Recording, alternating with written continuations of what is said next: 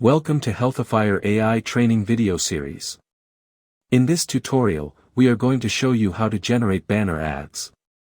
Go to the left menu. Choose Banner Ads from the drop-down. Now you are in the Create Banner Ad section. Select your site. Select your banner ad position. Upload banner image according to the suggestion. Otherwise, your banner will look inappropriate on the site. Now insert your desired URL. Click on the Submit button. You can see your created banner ad in Manage Banner section. You can also update or delete your ad.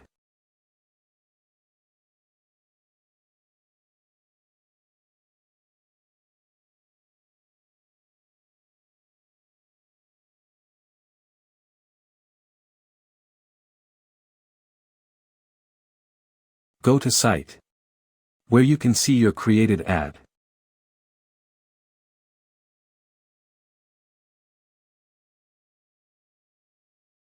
When you click on the ad, it will redirect you to the URL you insert in the banner.